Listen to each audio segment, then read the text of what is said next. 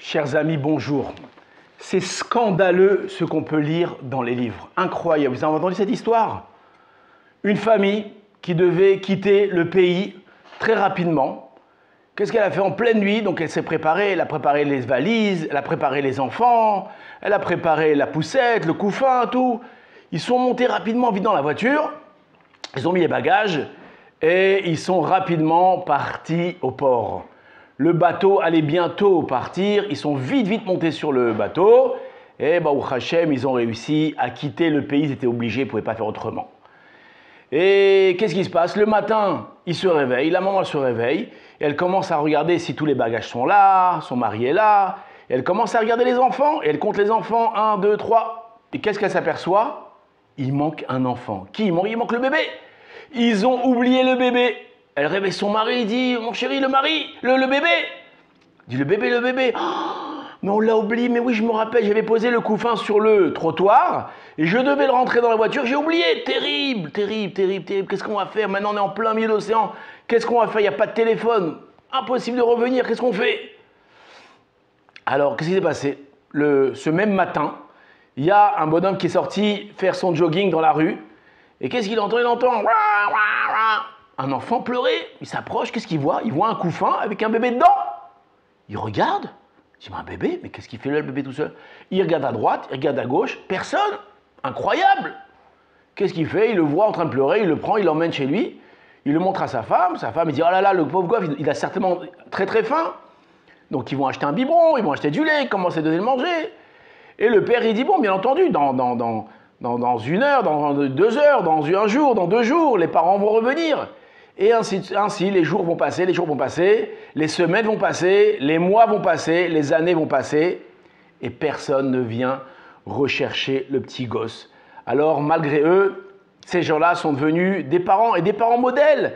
Quand le petit, il arrive, il a mal aux dents, qui c'est qui veille la nuit, ou qui va chercher à la pharmacie de la camole pour le calmer? Qui c'est qui le berce pour lui permettre de dormir? Qui c'est qui lui fête son premier, son deuxième, son troisième anniversaire, qui lui achète son premier poisson rouge? Et quand il grandit, 4 ans, 5 ans, qui c'est qui lui a acheté son premier vélo? D'accord? Alors c'est eux, ils sont occupés de lui. 7 ans, 8 ans, 10 ans. Et quand il a grandi, 15, 20 ans, ils lui ont donné tout ce qu'il valait, ils lui ont payé les études, ils lui ont fait tout ce qu'un jeune avait besoin. Et un jour, et ça c'est terrifiant, c'est ce qu'on vient de lire dans ce livre-là qui est incroyable. Qu'est-ce qu'il a fait ce gosse?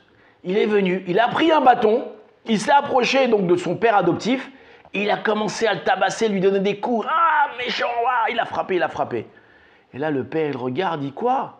Après tout ce que j'ai fait pour toi, c'est comme ça que tu réagis, que tu me tabasses, que tu me frappes, mais tu n'as pas honte. C'est de l'ingratitude, c'est horrible. N'est-ce pas? C'est une histoire horrible. Eh bien, vous savez, c'est qui cet enfant-là? C'est qui? C'est Moshe Rabbeinu. Oui, Moshe Rabbeinu, oui, comme vous l'entendez. En effet, Moshe Rabbeinu, qui c'est qui l'a trouvé, qui l'a ramassé? C'est Batia, la fille de Paro. Et qui c'est qui va grandir ce petit Moshe dans son palais? Qui c'est? C'est Pharaon. Qui c'est qui a veillé les nuits quand il avait mal aux dents, Moshe? C'est Pharaon. Qui c'est qui a acheté le premier vélo à Moshe Rabbeinu? C'est Pharaon. Etc. Qui c'est qui a acheté les premières chaussures, tout ce qu'il fallait au petit Moshe? C'est Pharaon, et il va s'occuper de lui comme un fils pendant des années. Et qu'est-ce qui va se passer? Un jour, ce fils qu'il a grandi, qu'il a aimé, il a certainement aimé, va revenir avec, pas un bâton, pire que ça, avec 10 plaies. Et il va venir, il va frapper pas seulement Pharaon, il va frapper Pharaon et toute l'Égypte. Donc quand on lit ça, quand on voit ça, on se dit, mais Moshe Rabbeinu, c'est pas un peu un manque de gratitude? D'accord? Pourquoi est-ce que tu frappes Pharaon? Celui qui t'a aidé, celui qui t'a grandi, tu le frappes? Alors vous allez me dire, ben oui, peut-être que Moshe Rabbeinu n'était pas un homme qui avait de la gratitude. D'accord? C'était quelqu'un d'ingrat. Hazvé Shalom de dire une chose pareille. Moshe Rabbeinu, il a eu de la gratitude même envers le fleuve qui l'a sauvé. Envers le Nil, il n'a pas voulu frapper le Nil. Pourquoi? Parce que le Nil l'a sauvé, il n'a pas voulu frapper la terre, parce que la terre, elle a enseveli l'Égyptien qu'il avait tué, elle l'a protégé grâce à ça. Donc on voit que Moshe Rabbeinu, lui, il avait une gratitude même envers les choses inertes. Alors la grande question, c'est pourquoi est-ce qu'envers Pharaon, il n'a pas eu cette gratitude, et c'est lui qui est venu frapper l'Égypte et frapper Pharaon. Alors, pour répondre à ces questions, Il faut savoir que ici, ce n'est pas le problème chez Moshe, c'est le problème chez Pharaon. Mida keneged mida. Toi, Pharaon, d'accord, il y a une famine terrible qui a frappé ton pays. C'est Moshe, c'est Yosef, le petit juif. Il est venu, il a sauvé l'Égypte. D'accord, qui c'est qui va t'enrichir, qui va acheter tous les biens d'Égypte pour toi? C'est Yosef. D'accord, lorsque les frères de Yosef, lorsque Yaakov va venir, le pays va prospérer. Yaakov va te bénir et quand tu vas t'approcher du Nil, toi, Pharaon, le Nil va venir à ta rencontre et grâce à ça, tu vas devenir presque un dieu en Égypte. Qui c'est qui t'a grandi? Qui c'est qui t'a donné tous ces biens? C'est les Juifs.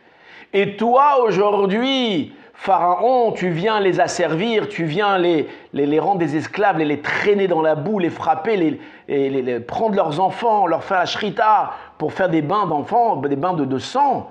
Dis, mais tu n'as pas honte, Pharaon, après tout le bien que les Juifs ont fait pour toi, aujourd'hui, comme ça, tu te comportes. Eh bien, Pharaon, sache que viendra un homme qui te devra beaucoup de reconnaissance et précisément lui viendra te frapper.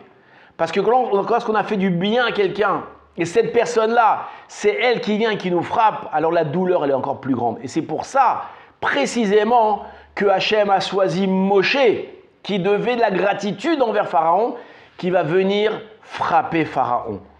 Maintenant, on peut voir que cette histoire-là, tout au long de l'histoire, elle revient. On voit qu'il y a beaucoup de nations qui ont mérité la prospérité. On peut voir l'Espagne de l'époque, le Portugal de l'époque, plein d'autres pays qui ont devenu, la Pologne de l'époque, sont devenus des pays prospères, des pays très forts.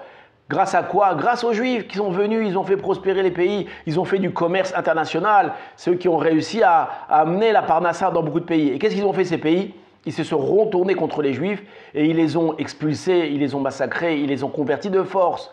Et qu'est-ce qui va se passer? Ben, mida kedegid mida. Vous avez été ingrat envers eux, et ben l'ingratitude divine, l'ingratitude divine va se frapper contre vous et vous allez déposer le bilan. Et c'est ce qu'on a vu, beaucoup de nations qui ont fait du mal aux Juifs, qui sont retournés contre les Juifs, qui n'ont pas eu la gratitude de protéger les Juifs dans les moments de douleur, alors se sont vus frapper et ils ont vu le pays péricliter. Donc, Bezrat Hashem, ne soyons pas comme ce pharaon méchant, ingrat, et soyons pleins de gratitude, et surtout envers qui? Envers Akadosh Baruch Hu, que tous les matins, d'accord, il nous donne la vie, tous les matins, il nous donne la parnassa, d'accord, Baruch Hashem, la santé, la famille, etc. Et on doit tous les matins remercier Akadosh Baruch Hu de toutes les bontés qu'il nous fait. Et plus on aura de la gratitude envers Hachem, et plus Akadosh Baruch Hu déversera sur nous, d'accord, c'est bien fait. Bezrat Hachem, Shabbat Shalom, que du bonheur. À bientôt.